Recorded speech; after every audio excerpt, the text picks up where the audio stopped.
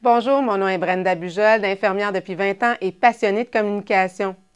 Aujourd'hui, à cause de la pénurie des infirmières, je veux vraiment partager mes connaissances au grand public, mais tout ça via la télévision. En fait, je veux donner des outils à la population pour leur assurer une meilleure prise en charge de leur propre santé, mais aussi les aider à mieux comprendre les notions médicales. Mon but, les soutenir et les guider, tout ça à travers les épreuves. Qu'en pensez-vous?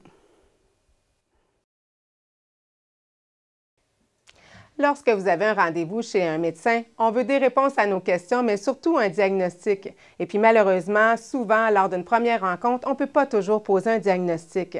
C'est pourquoi votre aide et collaboration sont très précieuses. Ainsi, lors de votre prochaine rencontre chez un médecin, très important d'inscrire sur une feuille de papier tous vos malaises et tous vos questionnements. Aussi, si vous optez pour aller voir un médecin sans rendez-vous, très important aussi de lui parler du problème qui vous préoccupe le plus. Et puis pour les autres malaises, assurez-vous de faire un suivi avec votre médecin de famille. Ah, mais vous n'avez pas de médecin de famille? Très important de vous en chercher un.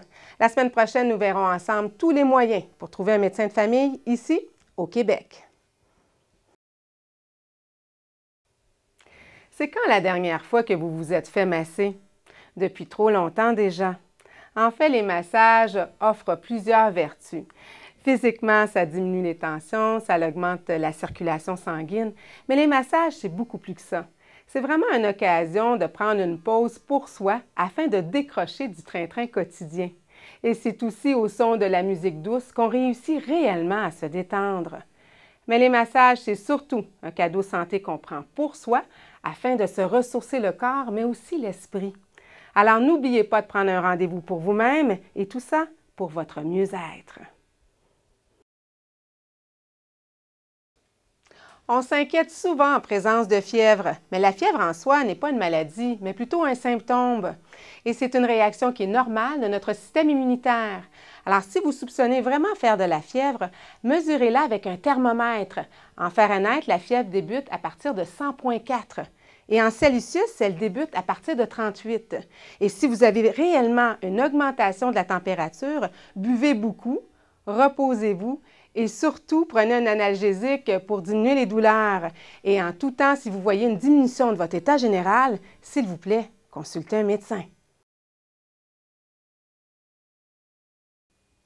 Comment réagissez-vous en situation de stress intense? À titre d'infirmière, je croyais le savoir. Et puis un jour, j'étais sur l'autoroute et j'ai vu un mur de poudrerie, visibilité complètement nulle, et je me suis engagée. L'erreur! Il m'a fallu quelques secondes pour réaliser que j'étais dans un immense carambolage. Et à cause de la chaussée très glissante, j'ai eu beaucoup de difficultés à freiner.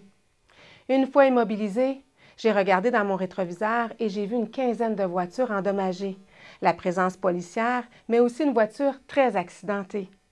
Sans réfléchir, je suis sortie de mon véhicule et je suis allée voir les policiers pour leur demander de barrer la route, mais surtout de m'appeler une ambulance. Par la suite, je me suis assurée que chaque automobiliste était bel et bien en sécurité. Et je me suis rendue voir la voiture très accidentée. Et c'est là que j'ai vu Hugo. Je l'appelle ainsi. Il était si grièvement blessé. Je ne sais pas aujourd'hui si j'ai été son dernier visage qu'il a vu, mais je sais que dans des moments de stress intense, il y a des moments qu'on ne peut pas prévoir et des comportements qu'on ne peut pas prévoir. Mais je sais que malgré mon inconscience, j'ai été très privilégiée d'être à ses côtés pendant ce triste moment.